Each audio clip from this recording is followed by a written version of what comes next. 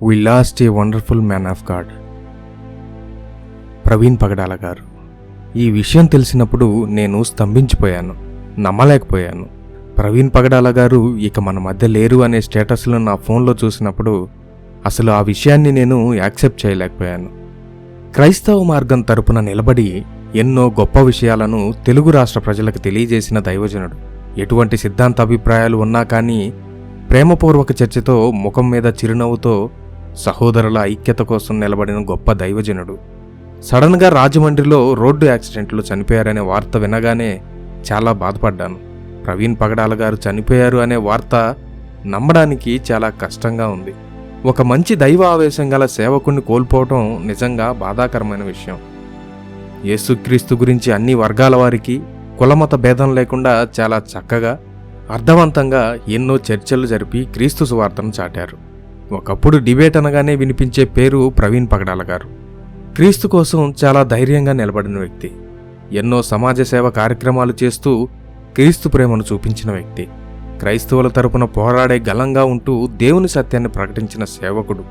ఎదుటివాళ్ళు ఎవరైనా సరే యేసుక్రీస్తు ఈ లోక రక్షకుడు అని చెప్పేంత దైవజ్ఞానాన్ని దేవుడు ఆయనకు కలగజేశాడు. ఈరోజు ప్రవీణ్ పగడాల గారు మన మధ్య లేకపోవడం చాలా బాధాకరమైన విషయం. ఆయనది యాక్సిడెంట్ కాదు, కుట్రపూరితంగా కావాలనే చంపేశారనే వార్తలు వినబడుతున్నాయి. ఆయన మీద కక్ష పెట్టుకుని ఎవరో ఈ దారుణానికి పాల్పడ్డారనిపిస్తుంది. ఈ వార్త వినగానే నేను అలాగే అనుకున్నాను. కొంత సమయానికి అందరూ అదే మాట్లాడడం గమనించి ఆశ్చర్యపోయాను. ఆయన ఎప్పుడూ వ్యక్తిగత దూషణలకు వెళ్ళిన మనిషి కాదు. దైవిక సంబంధమైన చర్చలు తప్ప ఆయన ఎవరి నమ్మకాన్ని దూషించే వ్యక్తి కూడా కాదు. అలాంటి మంచి మనిషి చనిపోవడం వెనక చాలా అనుమానాలు వినిపిస్తున్నాయి. హత్యను యాక్సిడెంట్గా చూపిస్తున్నారా అనే అనుమానాలు వ్యక్తమవుతున్నాయి. సంఘటన జరిగిన ప్రదేశం అలాగే కనిపిస్తుంది. దేవునికి తెలియకుండా ఏదీ జరగదు. ఆయన సమస్తమును ముందుగానే ఎరిగినవాడు. కారణాలేమైనా దేవుని పరిపూర్ణమైన ప్రేమ తన సేవకుడికి విశ్రాంతి అవసరం అని ఎరిగి ప్రవీణ్ పగడాల గారిని మన మధ్య నుండి కొనిపోయారు అని మనల్ని మనం బలపరుచుకుందాం. ఇక్కడ మనం ఒకటి గమనించాలి. ఆయన మరణం కూడా దేవుని పని ముగించుకొని విజయవాడ నుండి రాజమండ్రి వెళ్తుండగా జరిగింది.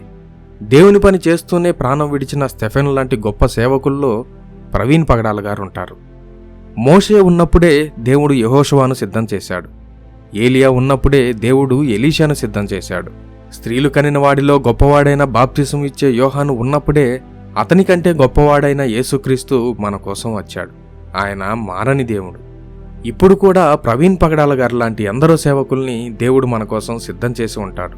ప్రవీణ్ పగడాల గారు వెళ్ళిపోయినప్పటికీ ఆయన లాంటి వారిని ఎందరినో దేవుడు యేసుక్రీస్తు రాజ్య సువార్త కోసం అందించబోతున్నాడు. క్రీస్తు కోసం సైనికుల వలె పనిచేసే యోధులను దేవుడు లేపబోతున్నాడు. మరింతగా దేవుని రాజ్య సువార్తను వ్యాపింపజేయబోతున్నాడు. మన మధ్య నుండి కొనుపోబడిన దైవజనులను తిరిగి మన కళ్ళతో చూస్తాం. వారిని దేవుని రాజ్యంలో కలుసుకుంటాం. తెస్సలోనికైలకు రాసిన మొదటి పత్రిక 4వ అధ్యాయం 13వ వచనం నుండి చూడండి. సహోదరులారా, నిరీక్షణ లేని ఇతరుల వలె మీరు దుఃఖపడకుండా నిమిత్తము నిద్రించుచున్న వారిని గూర్చి మీకు తెలియకుండుట మాకు ఇష్టం లేదు. యేసు మృతి పొంది తిరిగి లేచినని మనము నమ్మిన ఎడల అదే ప్రకారము యేసునందు నిద్రించిన వారిని దేవుడు ఆయనతో కూడా వెంటబెట్టుకుని వచ్చును. ప్రతి ముగింపు ఒక కొత్త ఆరంభానికి పునాది. మనం చరిత్రను చూస్తే దైవజనుల్ని గాని దేవుని ప్రజలను గాని బాధించిన ప్రతి ఒక్కరూ తర్వాత క్రీస్తుకు దాసులయ్యారు. ప్రవీణ్ పగడాల గారు మనకి ఒక సవాలు వదిలి వెళ్ళారు. అది అందరూ గమనించారా? ఆయన సువార్త పనిలో ఉండగానే ప్రభువు దగ్గరకు వెళ్ళారు. సువార్త పని కొరకు పరిగెడుతూ పరమునకు చేరారు. ఆయన చివరి క్షణాల్లో కూడా ఆయన మనకిచ్చిన సవాలేంటో తెలుసా? ఇంకా సువార్త పని చాలా ఉంది, పరిగెత్తండి, పనిచేయండి, రండి అని మనకు పిలుపునిస్తున్నారు. ఆ ఆశ చూశారా? రక్షణ శుభవార్త పట్ల ఆ భారం చూశారా? క్రైస్తవ సమాజమా, ఎకనైనా మనలో గుడ్డితనం పోవాలి. మనం ఇంకా వెలగాలి. మనకు సాధ్యమైనంత మందిని వెలిగించాలి. కొవ్వొత్తిలా కరిగిన ఈ జీవితాన్ని ముగించి నిత్యత్వంలో అందరం కలిసి క్రీస్తుతో ఆనందించాలి.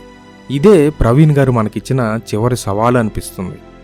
ప్రవీణ్ పగడాల గారి కుటుంబానికి ఆదరణ కలుగులాగిన వారి కుటుంబం కొరకు ప్రార్థించండి.